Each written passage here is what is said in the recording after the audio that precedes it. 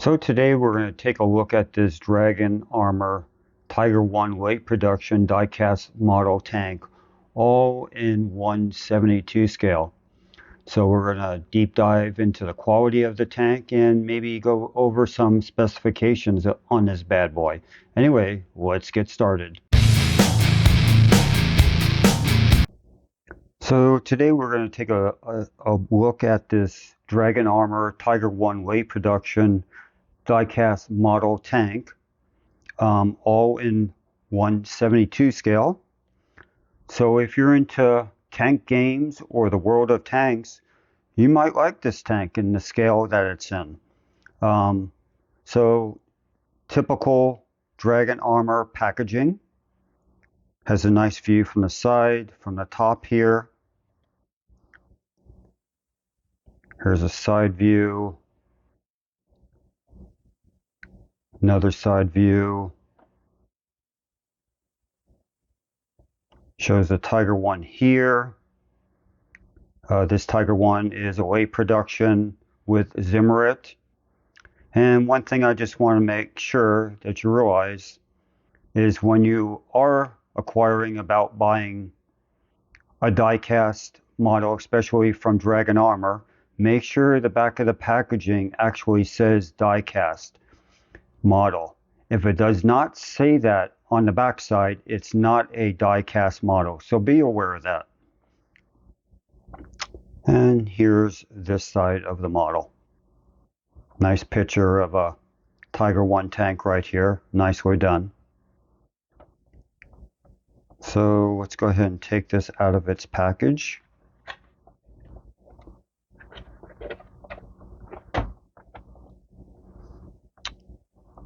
Now, one thing you will notice about the diecast versions, at least most all of the diecast versions, and some non-diecast versions have this plastic black bottom and a plexiglass display case for the top to keep dust off, which is very nice.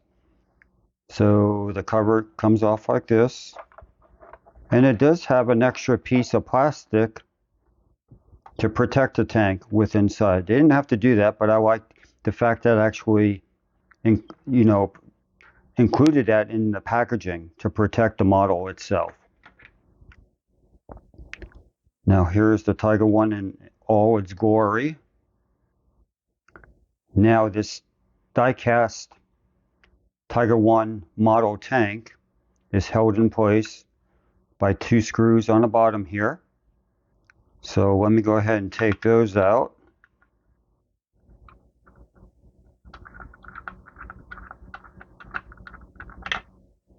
Just make sure you hold on to the tank pretty securely, because you definitely don't want it to drop out. And it should just come out just like that. And you can see where it went into the die-cast bottom. Now you can see how big this tank actually is. This is in the palm of my hand, and this is the size of it. But even though this is in 1/72 scale, this thing is packing a lot of detail. So let's get into that aspect of this Dragon Armor Tiger 1 weight production diecast model tank. So just to give you some background on this weight production Tiger 1 tank, it was in service between 1942 and 1945, and it was manufactured between 1942 and 1944. And they made roughly about 1,347 units of the Tiger 1 tank. It had a Maybach HL 230 V12 petrol engine that produced 690 horsepower, and it was the same engine that was in the Panthers, and it also was the same engine eventually that went into the Tiger II tanks. The transmission was also made by Maybach, and it had 8 forward gears and 4 reverse gears. The armor plating was roughly 3.9 inches thick on the base over here, and the mountlet was between 4.7 and 7.9 inches thick. So definitely whatever the Allies had to throw at it, it definitely was not going to penetrate the front of a Tiger I, that's for sure. Side armor was 2.4 inches thick. And of course it had the famous 88 millimeter L56 main gun. And the Tiger tank had 2 MG34 machine guns. One was in a turret and one is sitting right here. That's very visible. So the Tiger I had a crew of 5 soldiers, had the commander, the gunner, the loader, the radio operator, and of course the driver. The King Tiger from the back to the front of the gun was about 28 feet long. It was about 12 feet wide, and the height of it was about 10 feet. So it was a pretty tall tank, but the armor made up for it. So like I said, anything that the Allies had to throw at it, it definitely wasn't going to penetrate it from in front, that's for darn sure. So if you wanted to take down a Tiger I, you would definitely have to go to the rear of the tank, where it's definitely vulnerable. Now, as far as quality, you can see the paint job on here is pretty nice. It has the Zimmerit coating. And the Zimmerit coating, for such a small scale, and don't forget this is a die-cast model, and the molding of the Zimmerit is something that Dragon Armor brags about, that they perfected it, and it really turned out very nice. So you even got the Zimmerit up front here, on the front here, got some on the back. So there was 2 manufacturers that built the Tiger I. The Henschel Corporation built the hull. Porsche Corporation was also in the bidding for the hull, but they lost out to the Henschel Corporation, and the turret was made by the Krupp Corporation.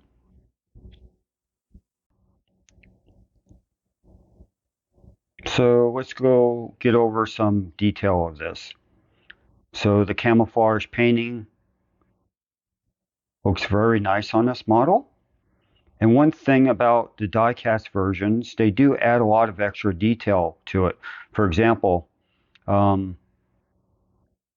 got the tow hooks lines right here. That's all separately applied. And if we go to the back, separately applied jack stand right here. The armor for the exhaust are separately applied.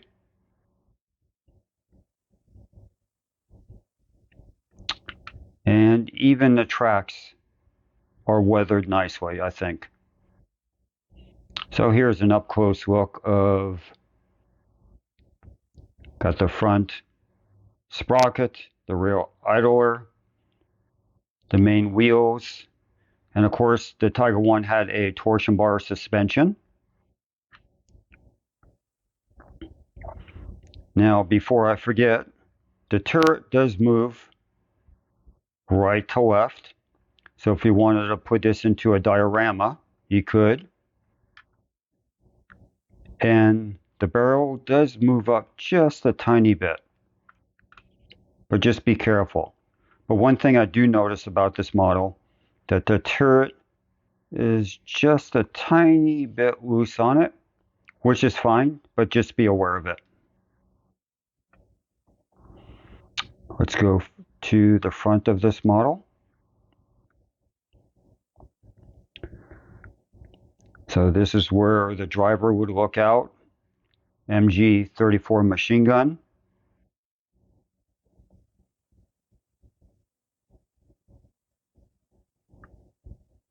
So you have the exhaust or the ventilation for that V12 engine that was sitting back here.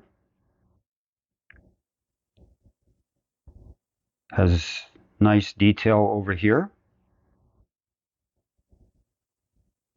Let me see if I can get up even closer. You can see there's actually openings for the windows that were actually here for the Commander.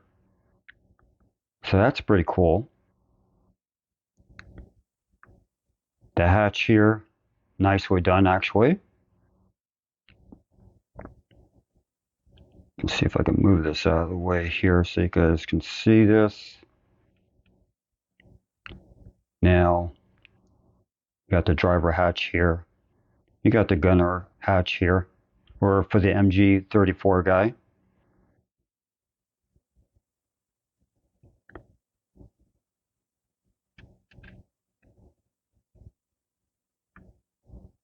Let's go to the back here. Nicely done. Turn it this way for you guys. Nicely done. Now don't forget, this is all in 1/72 scale. Now you got separately applied tow hooks here. They're in back and they're also in front here. So you got the jack stand here, but nicely detailed back here. Let's move over to this side. You got your fire extinguisher here, and I'm pretty sure that's separately applied. You got the rods for cleaning the barrel of the 88mm main gun. And it looks like you got a tool right here. I'm not sure if you guys can see that. I don't think that was separately applied, but to have someone go in there and paint it, it's pretty incredible.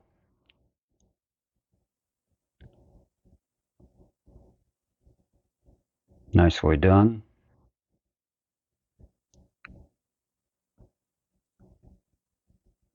Nicely done. Now the Zimmer coating went all the way down here, which is a nice. They have slightly a little bit detail on the bottom.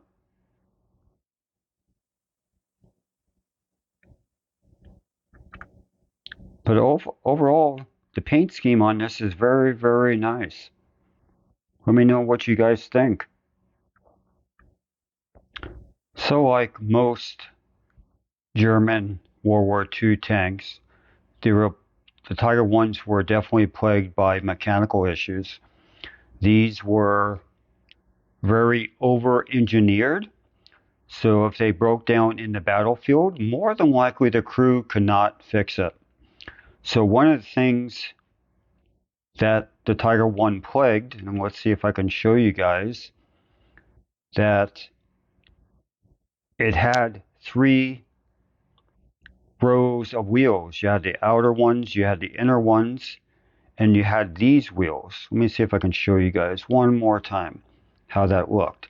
Now the issue was if it was in a muddy terrain or icy conditions and you had ice that built up between the wheels, it would actually prevent the tank from going forward or backwards. So that was one of the downsides of the Tiger One wheels and suspension. And it was a very common issue with the Tiger Ones. But like I said, these were really over-engineered tanks. And it's too bad because the Tiger Ones could have made a world of difference on the battlefield if there were, let's say 90% of them were operational during World War II. A lot of them that went into battle had mechanical issues right off the start. So a lot of them never made to the front lines because of mechanical issues. So good for the Allies, bad for Germany. So when it comes to pricing on these Dragon armor tanks, they're going to range dramatically in price. But the Tiger 1 I've seen the cheapest for on eBay is about $25 plus shipping. More than likely those prices are for non-die-cast versions, meaning no all plastic tank models. But if you are looking for a die-cast version, the only place on the packaging it's going to say die-cast is on the very back. So if you're looking, if the packaging does not show die-cast right in this area, and it's going to be nowhere else on the packaging, that means it's a non-die-cast tank model, meaning all plastic. So Dragon Armor sells their tanks in different packaging. And let me zoom back out for you guys. So this is their orange version, and it's considered their value plus. So when you see this packaging, you know definitely it's an all plastic, non-die-cast model. Now, recently, Dragon Armor came out with a new line of tanks called the Neo line of tanks. I don't know too much about that line. Maybe I'll buy one and see what it's about. But I believe those are also all plastic versions. So again, if you're looking for a die-cast version, please make sure it says die-cast right here. It's not going to be located anywhere else on the packaging except for right there.